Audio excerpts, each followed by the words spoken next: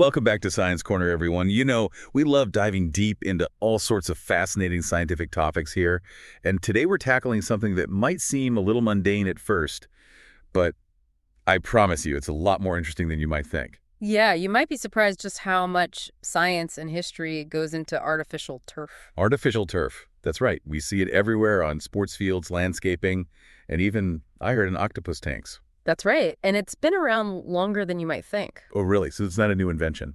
No, not at all. The very first notable artificial turf was actually called Chemgrass. And get this, it was developed back in 1964 by researchers at North Carolina State University. Wow, 1964. That's going way back now. I bet most people, though, when they think of artificial turf, they think of the Astrodome. Absolutely. You're right. The first installation of Chemgrass was actually at a school in Rhode Island, but artificial turf didn't hit the mainstream until 1966 when it was installed in the Houston Astrodome, that iconic domed stadium. Right. That's where the term astroturf comes from, isn't it? Exactly. It became a generic trademark for any type of artificial turf. And the interesting thing is, the Astrodome's roof, well, it didn't allow enough sunlight in for natural grass to actually grow. Oh, so they needed a solution. Exactly. Artificial turf really fit the bill perfectly. So it was born out of necessity. Kind of cool. I imagine, though, it must have been quite a change for the baseball players at the time, going from natural grass to this new synthetic surface. Oh, it definitely had an impact on the game. For instance, the ball bounced higher and traveled much faster on turf compared to natural grass. Oh, I bet. So they had to adjust to that. Oh, yeah. Infielders had to completely adjust their positioning and really come up with new strategies to field those much faster ground balls. Wow, so it really changed the game in a way. It did. That's fascinating. Were there any other kind of surprising ways that it affected how the game was played? Well, one interesting adaptation was the intentional bounce throw. Fielders discovered they could use the truer bounce of the turf to their advantage and make more accurate throws to first base. Oh, so they used it strategically. Exactly. It became a part of the game strategy. That's really interesting. But I imagine all that extra speed and those hard bounces probably weren't so great on the players' bodies. You're absolutely right. One of the downsides of early artificial turf was that its surface was really unforgiving. Yeah, makes sense. It lacked the give of natural grass, and this led to more wear and tear on players' joints, especially knees and ankles. Oh, ouch. And because of this, some stadiums actually ended up switching back to natural grass over concerns about player injuries. I see. So AstroTurf, it wasn't a perfect solution right out of the gate. Right. But like any technology, it evolved. And we saw the development of more advanced versions like field turf, which aimed to address some of those early concerns. Makes sense. Even today, you'll only find a handful of Major League Baseball stadiums still using artificial turf.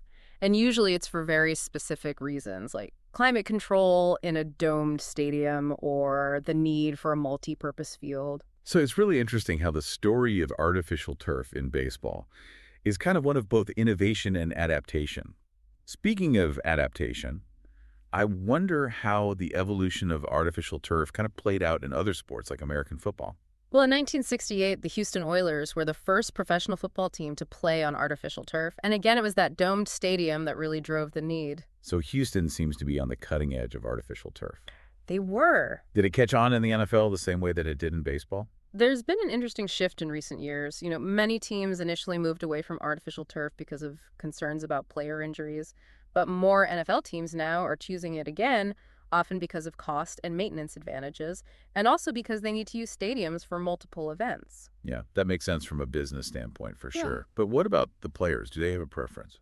Interestingly, even with advancements in artificial turf technology, most NFL players, they still say they prefer natural grass.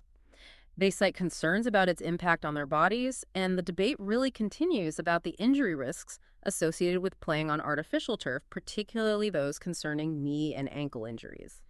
Yeah, it's interesting how player preference really remains such a significant factor in kind of this ongoing evolution of artificial turf. hmm But let's switch gears for a moment and talk about a sport that was actually revolutionized by artificial turf field hockey.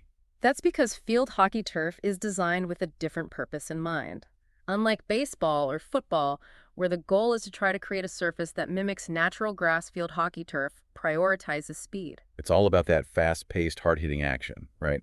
I imagine the specific design of that turf, though, has implications beyond just the game itself. Exactly. The specialized nature of field hockey turf makes it really difficult, if not impossible, for communities to share those fields for other sports. Oh, so they can't really use it for anything else.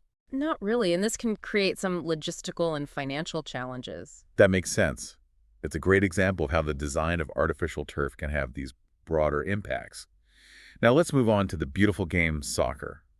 I'm sure a lot of our listeners remember a time when artificial turf had a pretty bad reputation in the soccer world. Oh yeah, you're right. Early versions, often called plastic pitches, were notorious for causing more abrasions and burns compared to natural grass, especially with all that sliding and tackling. Right, and they just didn't look or feel like real soccer fields at all. Those early plastic pitches were not very nice looking. And that's why organizations like FIFA actually banned artificial turf for a while. Really? Yeah, they were concerned about player safety and the integrity of the game, but that's not the end of the story. It sounds like artificial turf in soccer has had quite the roller coaster ride. What happened? Well, as with lots of technologies, artificial turf kept evolving. Advancements in materials and design led to this whole new generation of artificial turf that addressed a lot of the earlier concerns about safety and just how well it played. So it's not like the AstroTurf of the past anymore. What changed? Well, one of the biggest things was the introduction of something called infill materials. Most modern artificial turf actually uses something called crumb rubber infill. Crumb rubber infill. Yeah, and it's made from recycled tires. Oh, wow. Recycled tires. That's pretty cool, giving those old tires a second life.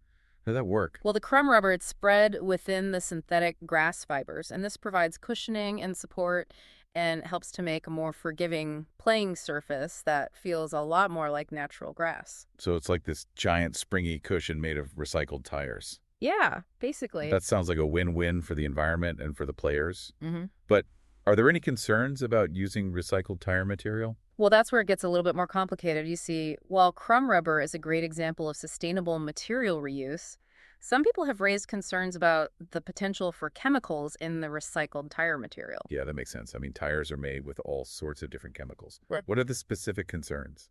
Well, researchers have been looking into things like zinc polycyclic aromatic hydrocarbons or PAHs, and other potentially harmful chemicals that could leach out of the crumb rubber, and they're worried they could pose a health risk to players or the environment. Hmm. That's definitely something to think about. So what's the consensus on the safety of crumb rubber infill?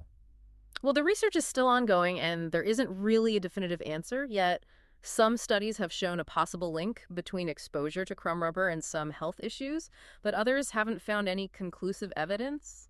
It's complicated with lots of factors to consider. It sounds like we need more research to really fully understand the potential risks and the benefits. Are there any alternatives to crumb rubber infill? Yeah, there are some manufacturers that are developing and using other infill materials, like things like cork sand or even plant-based materials. Oh, so there are options for people who are concerned about crumb rubber. Right. What are some of the things you have to think about when you're choosing between different infill materials? Well, each material has its own pros and cons. Mhm. Cork, for example, it's natural and known for being really good at cushioning, but it can be more expensive. Sand, on the other hand, is more affordable, but it doesn't provide as much shock absorption. It's interesting how each material kind of brings its own unique characteristics. Yeah. What about the plant-based alternatives you mentioned? Those are pretty new in the artificial turf world. They're supposed to be more environmentally friendly, but people are still trying to figure out how well they perform and how long they last. It seems like the search for the perfect artificial turf infill is still going on. Mm-hmm. So what about the turf itself? I imagine there are different types for different things.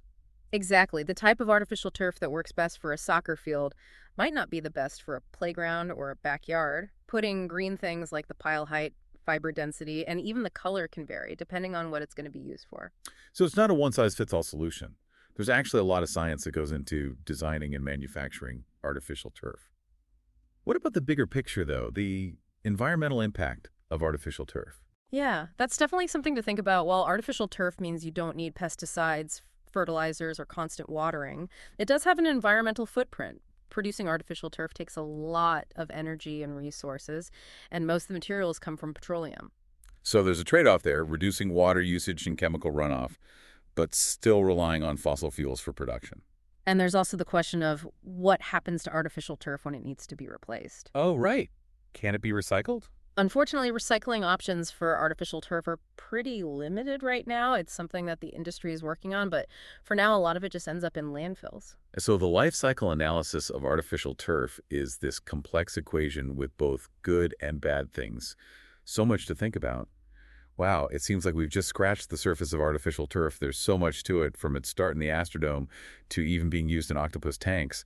Artificial turf has really come a long way. It really has. And as we've talked about, it's a technology that keeps evolving. There's a lot of research going on into new materials, new designs, new manufacturing processes, and they're all aimed at addressing those concerns about the environment and health that we've talked about. It's really fascinating to see how science is always looking for solutions and pushing the boundaries. We've covered a lot about the science behind artificial turf, but it's obvious that there's more to it than just the technical side of things. Mhm. So what do you think is the biggest takeaway for our listeners today? I think the key takeaway is that artificial turf, like many innovations, has both good and bad aspects. It's not a simple yes or no. There are trade-offs, and the right choice is going to be different for everyone depending on their needs and what they think is important. That's a great point for sure. So if someone's thinking about getting artificial turf for their backyard or maybe for a sports field in their community, where should they start? I'd say start by doing your research. Learn about the different types of artificial turf that are out there, what they're made of, and think about the things we've talked about, like the environment and health. Ask questions, compare the different options, and weigh the pros and cons. Great advice. Knowledge is power, right? The more we understand about the science behind the things we use, the better choices we can make. Absolutely. And as we wrap up this deep dive into artificial turf, I'd like to leave our listeners with a question to think about. A classic Science Corner challenge. Considering everything we've talked about, where do you think artificial turf is headed in the future? What kind of cool innovations or breakthroughs do you think we'll see? What do you think? That's a great question, and we'd love to hear your thoughts. Share your ideas with us on social media, and as always, fellow science fans, keep those brains working. Until next time on Science Corner.